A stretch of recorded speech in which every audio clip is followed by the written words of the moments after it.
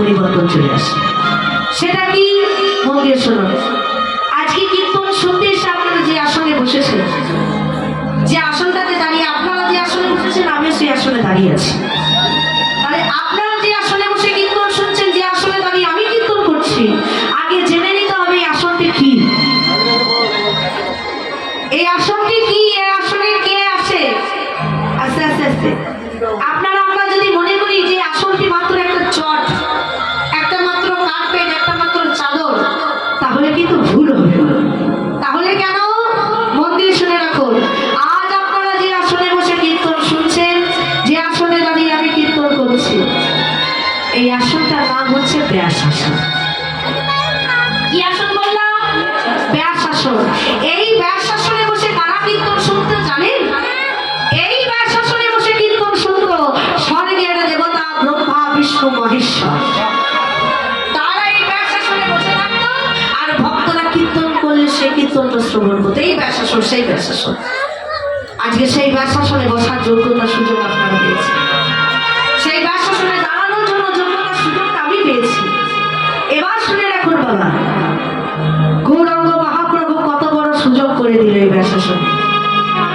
গৌরাঙ্গ মহাপ্রভু নিজ মুখে বলল, আমাদেরকে লক্ষ্য করুন, গৌর হরি নিজ মুখে বলেছে যে যদি কোনো ভক্ত এই ব্যাস আসনে বসে হরি কথা শুনে, কৃষ্ণ নাম শুনে, একবার যদি নয়ন জল দেয়, সব সময় মাথায় রাখবে যে যে ব্যাস আসনে এখন আপনি বসেছেন, গৌর হরি বলল মাথায় রাখিস, এই ব্যাস আসনে তোর ডান পাশে বসে আছে তোরই গুরুদেব। মানে ব্যাস আসনে যখন আপনি কীর্তন শুনতে বসবেন, তখন মাথায় রাখবেন এই ব্যাস আসনে আপনার ডান পাশে বসে আছে আপনার গুরুদেব, আপনার বাম পাশে বসে আছে গোলক বিহারী গোবিন্দ। আপনার এই ব্যাস আসনের নিচে, আপনার এই ব্যাস আসনের নিচে বসে আছে কে জানেন? মা ধরিত্রী। আপনার এই ব্যাস আসনের উপরে কারা আছে জানেন? শুনলে নাচন করবে। এই ব্যাস আসনে আজকে সেই ব্যাস আসনের উপরে বসে আছে আপনাদের পূর্বপুরুষেরা, আপনাদের মা বাবা ঠাকুমা ঠাকুরদাদা যারা মারা গেছে, যারা চলে গেছে, যারা কর্ম কালাপ করেছিল বলে ভূত লোকে প্রেত লোকে ঘুরছে, আজকে তারাও যখন আপনারা ঘরের থেকে বলে এলেন যে কীর্তন শুনতে যাচ্ছি, ঠিক সেই মুহূর্তে তারা আপনাদের জন্য অপেক্ষা করে বসে আছে। ওরে আজকে আমার বংশের কোন ছেলে মেয়ে যদি এই ব্যাস আসনে বসে হরি কথা শুনে, একবার যদি মন দিয়ে কৃষ্ণ কথা শুনে, একবার যদি নয়নের জল দেয়, তাহলে আজকে তাদের জন্য আমরা সবাই উদ্ধার পেয়ে যাব। আজকে আপনাদের পিতা মাতা, আজকে আপনাদের পূর্বপুরুষ সবাই উদ্ধার পেয়ে যাবে আপনাদের একবার কৃষ্ণ নাম শোনানোর জন্য। ও মাইরা, বাবাদের জন্য তো মহাপ্রভু বলেছে যে বাবাদের জন্য শুধু তাদের পিতৃপুরুষ পিতৃকুল উদ্ধার পাবে, কিন্তু বলেছে হে নারী, তোমরা যদি এই ব্যাস আসনে বসে হরি কথা শোনো, মন চঞ্চল না করে কৃষ্ণ কথায় মন দাও, আর কৃষ্ণ কথা শুনতে শুনতে যদি তোমাদের হৃদয় কাঁপে, যদি তোমাদের নয়নে জল আসে, তাহলে এক নারী যদি ব্যাস আসনে কীর্তন শোনে, তাহলে তার জন্য তার পিতৃপুরুষ, মাতৃপুরুষ মানে বাবার কুল এবং মায়ের কুল, এবং সেই নারীর যদি বিবাহ হয়, তাহলে বিবাহের পর শ্বশুর কুল, তিন কুল উদ্ধার পাবে যদি একটা নারী ব্যাস আসনে বসে হরি কথা শোনে।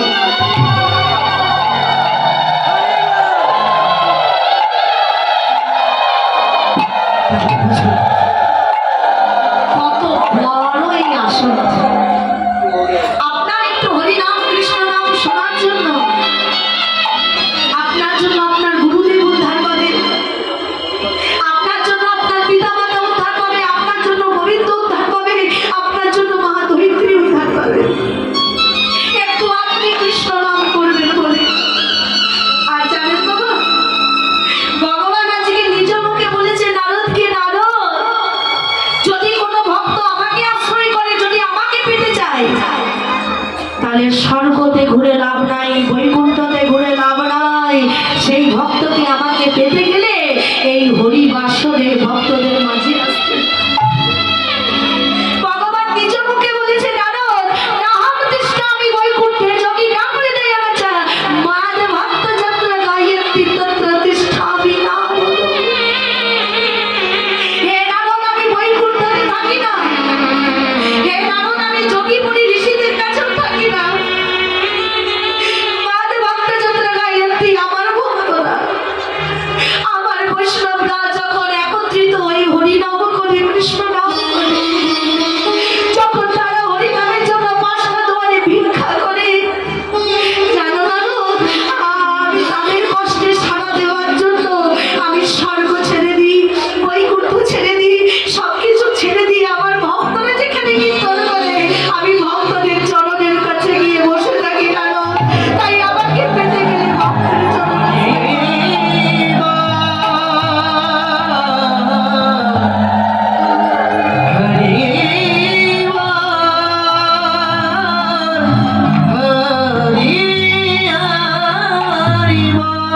আর তার জন্যই দেখবেন বাবা, এই যে ভগবান যে ভক্তের মাঝে কীর্তনে আসে, এর তার প্রমাণ হচ্ছে ওই যে, লক্ষ্য করুন।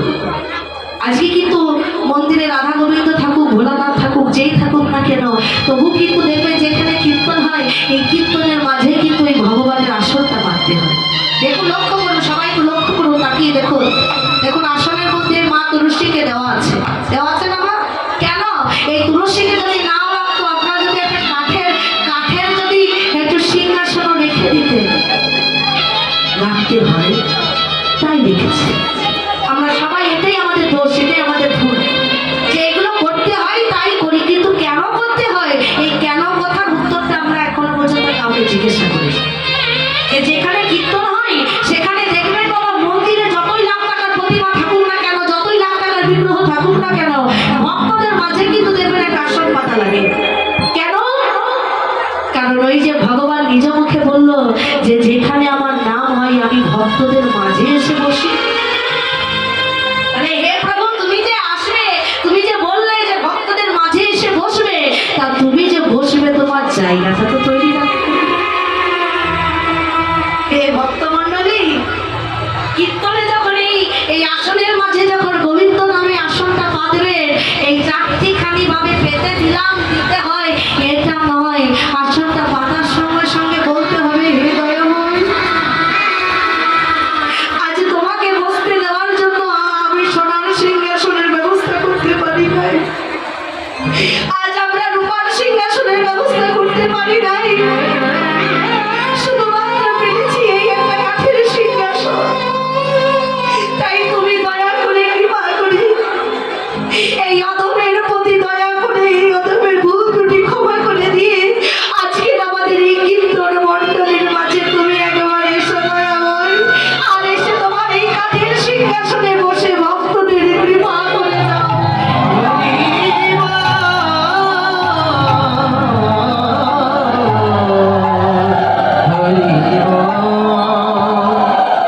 তাই বলল যে আজকে কীর্তনে, আজ এই হরিনামে বাবা ভগবান আপনাদের এখানে এসেছে। ভগবান যেহেতু নিজের মুখে বললো যেখানে আমার নাম হয় আমি সেখানে থাকি, তার মানে কিন্তু আজকে ভগবান এই হরিবাসরে আছে। কিন্তু কার পাশে কোন রূপ ধরে যে বসে আছে এটা কিন্তু আমরা দেখতে পাচ্ছি না। তার জন্যই বলছে যে সাধুগুরু বৈষ্ণব বাজারে ভক্ত সঙ্গ করো, বৈষ্ণব সঙ্গ করো, কিছু মনে করবেন না বাবা। আজকে যারা আমরা এই যে সাধু সঙ্গ, বৈষ্ণব সঙ্গ, মানে আপনারা যারা বয়স্ক মানুষ আছে, তারা দেখবেন অল্পতে কীর্তন শোনা মাত্রই তারা কিন্তু এক ভক্ত আরেক ভক্তকে জড়িয়ে ধরে। এটাই কিন্তু ভক্ত সঙ্গ বলে, তাই না? ভক্ত সঙ্গ তো এটাই বলে, সাধু সঙ্গ এটাই বলে যে ভক্তকে জড়িয়ে ধরা। কিন্তু এই জিনিসটা করতে এখনকার ছেলেমেয়েরা লজ্জা পায়। কিভাবে লজ্জা পায় না? ছেলেমেয়েরা তো দূরের কথা, আমাদের ভারতের এমনও কীর্তনী আছে, মহিলা কীর্তনী আমার মতো এমনও কীর্তনী আছে, তারা অনেকবার আমাকে বলে যে তনুশ্রী, বাংলাদেশে কীর্তন করতে সবই ঠিক আছে, টাকা পয়সা পাওয়া যায়, ভক্তদের ভালোবাসা পাওয়া যায়, সব ঠিক আছে, কিন্তু বাংলাদেশে কীর্তন করতে আমাদের একটা জিনিসের ভালো লাগে না। তা আমি বলছি কেন, কি ভালো লাগে না?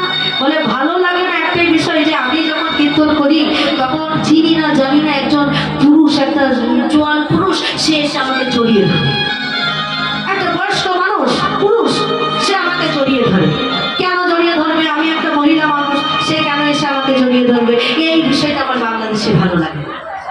অনেকেরই বাবা প্রশ্ন, এটা অনেকেরই বাবা পছন্দ হয় না, কিন্তু যারা বোকা তাদের মনেই এমন ভাবনা আসে।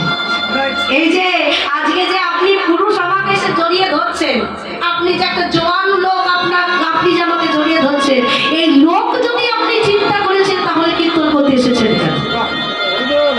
এখন যদি আমি আপনাদেরকে মনে করি যে আপনারা পুরুষ আমাকে জড়িয়ে ধরবেন কেন, তাহলেই তো আমি মূর্খ। এখানে এখন আমরা কেউ পুরুষ না, কেউ নারী না, এখানে আমরা সবাই হচ্ছি কৃষ্ণ ভক্ত। তাই এখানে পুরুষ মানে কেউ বিচার নেই, এখানে এক ভক্ত আরেক ভক্তকে জড়িয়ে ধরা মানে সেই ভক্তের ঘরে ভালোবাসা, বিভোর হয়ে ভালোবাসা, সেখানে পুরুষ নারী বলে কোনো বিচার থাকবে না। আর শুনে রাখুন আরেকটা কথা, এই যে ভক্ত সঙ্গ, সাধু সঙ্গ, আরেকজন বৈষ্ণব আরেকজন ভক্তকে জড়িয়ে বুকে জড়িয়ে সঙ্গ করা, বুকে জড়িয়ে সঙ্গ করলে কি হয়, এখানে কি হয় একটু বলে যায়। বলছে আপনি তো সংসারে বসে হরিনাম করার সময় পান না, কৃষ্ণ নাম করার সময় পান না, ও মা কীর্তন করবার সময় পাচ্ছেন না, তাই আপনি নাহলে সময় পেলেন না। কিন্তু আজ যখন কীর্তন শুনতে এসে বসেছে আছে, আজ যখন আপনি হরিনাম শুনতে বসেছেন, ও বাবা আপনার পাশে যে ভক্ত বসেছে সে আবার হরিনাম করে, সে আবার সংসারে গোবিন্দ সেবা দেয়, সে আবার একাদশী ব্রত পালন করে। এবার বাবা যখনই সেই ভক্তকে ভাবের ঘরে একবার ওই ভক্তকে জড়িয়ে ধরবেন, কি হবে জানেন? ওই ভক্তের হৃদয়ে যতটা কৃষ্ণ প্রীতি প্রেম ভালোবাসা আছে, তাকে জড়িয়ে ধরার সাথে সাথে তার অন্তরের প্রেম ভক্তির ভালোবাসা ছোঁয়া আপনার অন্তরেও লাগবে। আর